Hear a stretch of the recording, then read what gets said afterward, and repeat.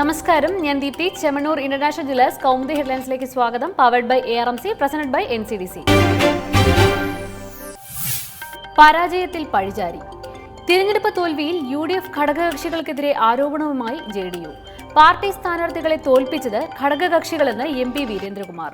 കോൺഗ്രസിന്റെയും മുസ്ലിം ലീഗിന്റെയും അണികൾ നേതൃത്വം പറഞ്ഞത് അനുസരിച്ചില്ല. UDF വോട്ടുകൾ JDU സ്ഥാനാർത്ഥികൾക്ക് ലഭിച്ചില്ലെന്നും സംസ്ഥാന ഭാരവാഹി യോഗത്തിൽ ആരോപണം.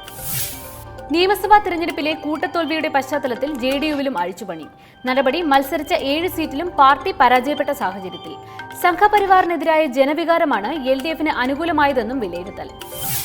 കോൺഗ്രസിനെതിരെയും JDU യോഗത്തിൽ നേതാക്കളുടെ രൂക്ഷ വിമർശനം. പല മണ്ഡലങ്ങളിലെയും തോൽവിക്ക് കാരണം കോൺഗ്രസ് എന്ന് ഷെയ്ഖ് പി ഹാരിസ്. അമ്പലപ്പുഴയിൽ DCC പ്രസിഡന്റ് കാലുവാരി.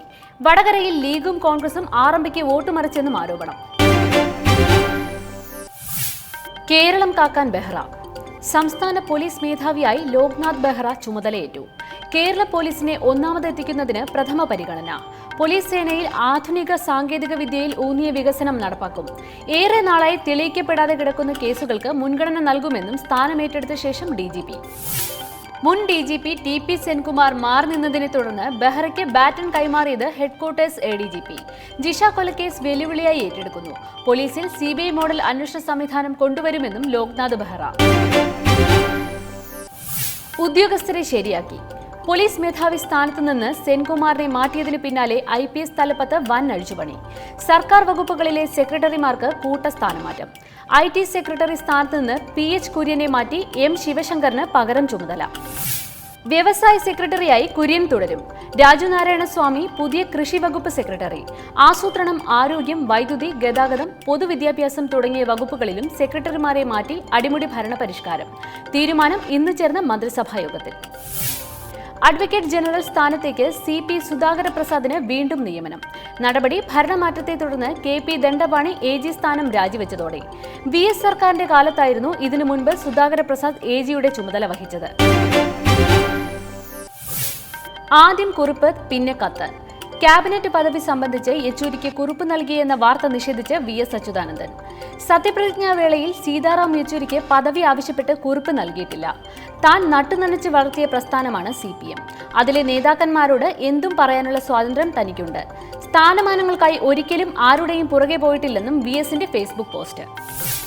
മുഖ്യമന്ത്രി പിണറായിക്കെതിരെയും VSന്റെ പ്രതിഷേധം. മുല്ലപ്പെരിയാറിൽ പിണറായിയുടെ പ്രസ്താവന ജനങ്ങളിൽ ആശങ്കയുണ്ടാക്കി. മുഖ്യന്റെ നിലപാടുകൾ ഇടതുമുന്നണിക്ക് വിരുദ്ധം. LDF ഇക്കാര്യം ചർച്ച ചെയ്യണം. പിണറായിയുടെ പ്രസ്താവനയിൽ അന്വേഷണം ആവശ്യപ്പെട്ട് കോടിയേരിക്ക് VSന്റെ കത്ത്. ഇനി ഇന്നത്തെ സ്വർണം വെള്ളി നിരക്കുകൾ.